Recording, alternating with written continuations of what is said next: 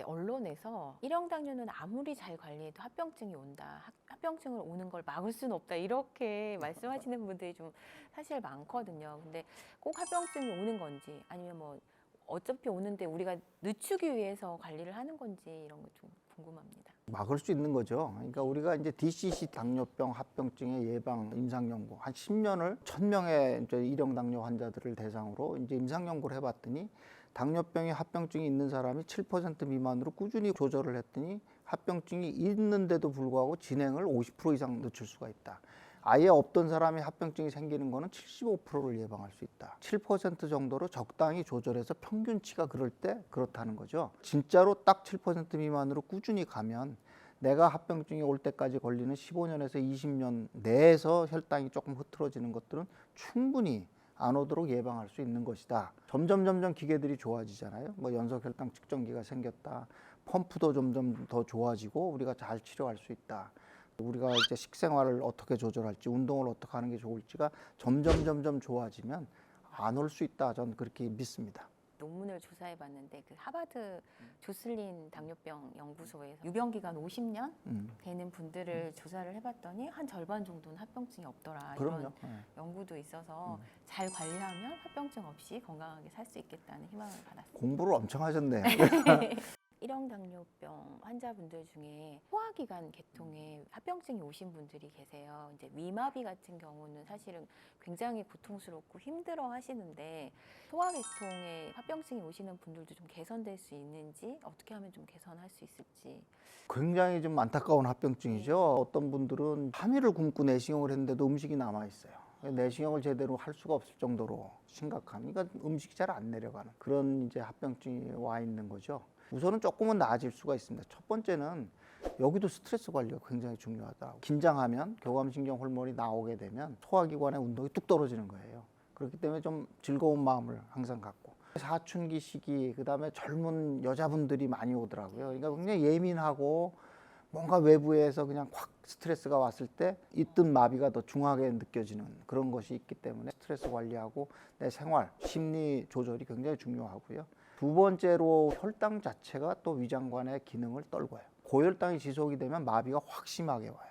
그러니까 혈당을 안 올라가게 잘 해야 됩니다. 왜 그러냐 하면 고형식은 잘 소화가 안 되잖아요. 그러니까 환자분들이 자꾸 유동식을 더 선호하게 돼 있어요.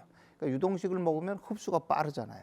그러니까 확 올라갔다가 유동식에 칼로리가 많지 않으니까 조금 지나면 뚝 저혈당 오고, 그런 변동이 심해서 저런 것이 심하면 펌프를 쓰는 게 오히려 낫지 않을까. 그래서 지속적으로 인슐린 어느 정도 주입해 가면서 조절하도록 그렇게 하는 게 좋고, 동반된 소화기 질환이 없도록 조심해야 됩니다. 그래서 내시경을 간간히 해서 혹시 궤양이나 이런 게 없는지 확인하고, 그 다음에 먹는 약 중에 그 소화기관계 부작용을 만들 수 있는 것이 있으니까 약을 점검하라. 동반된 위장 질환이 있는지 없는지 봐야 되겠다. 혈당을 늘 스무스하게 해서 너무 고혈당에 오랫동안 노출이 되지 않도록 하는 게 좋겠다. 심리적으로 마음이 좀 편안한 게 굉장히 중요하다. 이렇게 생각하죠. 그러면서 이제 여러 가지 이제 위마비에 쓸 수 있는 약들을 좀 써보는 것이 이제 좋을 것 같습니다. 최근에 어떤 분이 이제 체열 검사를 해서 면역 항체가 없다라는 말을 들었대요. 일형 당뇨인들 중에 자가면역 항체가 있는 건 아니죠. 그럼요. 네.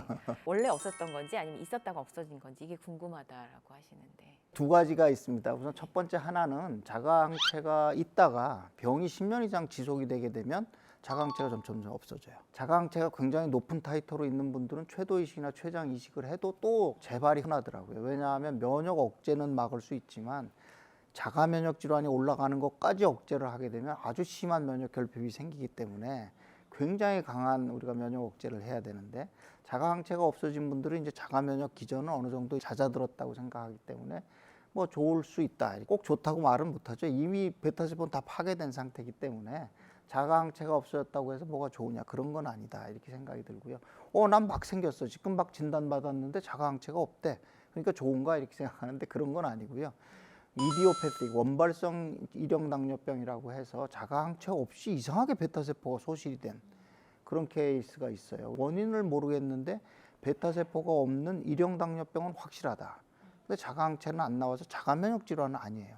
근데 이게 이상하게 아시아에 있어요. 저희 아이도 항체가 없어요. 예, 그런 경우에는 보면은 췌장 효소치가 같이 올라가면서 당화혈색소는 6, 7 정도밖에 안 되는데 혈당은 400이 굉장히 급격하게 오고 심하게 오고 자가항체는 음성이고 우리가 아는 자가면역 이론과는 좀 다른 그런 종류의 그 병이라고 우리가 생각하죠. 이런 예방 접종에 대한 좀 두려움을 걱정하시는 분들이 좀 계시더라고요. 정상으로 지내던 분인데 일형 당뇨병으로 진단이 됐어요. 혈당이 많이 높고 보니까 자가항체가 확 높게 나왔어. 근데 바로 직전에 코로나 백신을 맞았다고 그래요. 가능성은 있죠. 자가항체가 있는 사람이 있어요. 그렇지만 아직까지 일형 당뇨병까지 넘어가지 않은 게 왜냐하면 자가면역 질환이 완전히 올라가지 않은 상태로 아주 낮게 이렇게 잠복돼 있는 사람들이 있어요. 그런 경우에 이제 어떤 이유에 의해서 자가면역이 확 올라가게 되면 일형 당뇨병으로 진행할 가능성이 있는 거죠. 근데 이제 백신이라는 게 결국은 뭐냐면 면역을 촉발시키는 거죠. 그러니까 면역을 촉발시키면 숨어있던 자가항체가 더 확 올라갈 수 있는 자가 질환을 만드는 그 T세포마저도 흥분을 할 수 있는 가능성이 올라가기 때문에 만약에 저게 걱정이 된다면 그리고 가족 중에 누가 일형 당뇨가 있다면 항체 검사를 미리 받아보는 거예요. 항체 검사하고 C펩타이드하고 그다음에 혈당을 봐서 혈당이 정상이냐 자가항체가 있느냐 인슐린 분비가 정상이냐를 봐서 다 정상이면 맞아야죠. 근데 항체가 양성이야 굉장히 고민을 해봐야 됩니다. 그런데 자가항체가 있는 사람한테 주사를 맞으면 몇 퍼센트가 생기더라고 그 데이터가 없어요. 그러니까 지금 리스크가 얼마인지를 잘 몰라. 어떤 게 더 나한테 중요하지? 그거를 조금 감안해서 우리가 판단을 해야 되기 때문에 굉장히 어렵습니다. 그걸 뭐 한마디로 얘기하기 어렵고 예전 같으면 맞아야죠. 코로나가 심했었으니까 그리고 병도 중증이었으니까 오미크론이 나온다면 지금 코로나가 그렇게 심하지 않아서 리스크가 굉장히 낮은 상태이기 때문에 자가항체가 있을 때 맞는 거는 조금 지켜봐도 좋겠다. 이런 것은 굉장히 케이스 바이 케이스입니다. 그래서 그거는 역시 주치의 선생님하고 잘 보고 또 주사를 맞더라도 주사 맞고 나서 좀 자가항체의 변화나 혈당의 변화를 모니터링하는 게 좋지 않을까 이런 생각이 들고요. 제가 봤던 한 분도 갑자기 생기고 당뇨가 왔다가 급격하게 좋아져요. 인슐린 분비도 뚝 떨어졌다고 조금 개선되는 양상이 보고 있어서 인슐린을 안 쓰고도 혈당 조절이 되는 정도라 어떻게 되는지 저도 좀 쭉 추적을 한 다음에 환자분하고 해서 이런 것들에 대해서 이제 리포트를 해서 다른 분들도 어떻게 해야 되겠구나 하는 가이드를 좀 만들도록 제가 이제 공고해드릴 생각을 하고 있습니다. 교수님 이야기를 들으면 들을수록 관리를 잘해야겠다는 생각은 드는데 교수님 지금 연구하고 계시는 디지털 트윈을 통해서 뭔가 데이터를 모으고 여러 가지 트렌드를 분석을 하게 되면 뭐 혈당 관리뿐만 아니라 합병증도 예방할 수 있을 것 같은데 교수님은 어떻게 생각하시는지? 예, 이제 합병증 예방은 혈당 조절을 잘해야 된다. 근데 혈당 조절을 잘하기 위해서는 우리한테 정말 많은 게 필요하다. 인슐린도 뭐 만들어진 지 지금 뭐 100년이 돼서 굉장히 많은 발전이 있었죠. 한계에 지금 부닥치는 거는 생활이 너무 영향을 많이 준다. 먹는 거, 운동하는 거, 스트레스 받는 거에 따라서 혈당이 막 요동을 치니까 이런 것들을 내가 잘 관리할 수 있는 새로운 기술들이 필요하다. 그런 기술 중에 디지털 트윈, 나와 같은 디지털 세계에 내가 있으면 얼마나 좋을까. 예전까지는 굉장히 큰 데이터를 해서 평균치를 만들어 놓은 이런 케이스들이 있어 하고 요새는 이제 굉장히 초연결이 이루어지죠. 그냥 실시간으로 데이터가 왔다 갔다 하고 모든 데이터가 누적이 되고 여러 가지 데이터를 우리가 분석할 수 있는 툴들이 생기면서 거의 실시간으로 나와 같은 내 쌍둥이를 만들어낼 수 있고 그걸 우리가 시뮬레이션 해볼 수 있는 그런 기술들이 있는데 그걸 우리가 디지털 트윈이라고 얘기를 합니다. 디지털 트윈에 대한 자세한 거는 제가 이제 진행하고 있는 내리고 당당에서 말씀을 드리는데 지금까지 일형 당뇨병을 치료하기 위한 인공췌장기가 개발이 됐지만 그 인공췌장기의 근본은 뭐냐면 혈당에 기본을 한 인슐린 주입의 변동입니다. 우리가 연속 혈당 측정기에서 측정이 되는 혈당을 기본으로 해서 인슐린 주입 속도를 바꿔주는 거죠. 그렇지만 혈당을 잰 거, 그다음에 인슐린 주입에 타임 갭이 있는데 이 타임 시간 동안에 벌어지는 생활 습관은 감안을 할 수 없다는 게 한계거든요. 이제 그것도 집어넣자.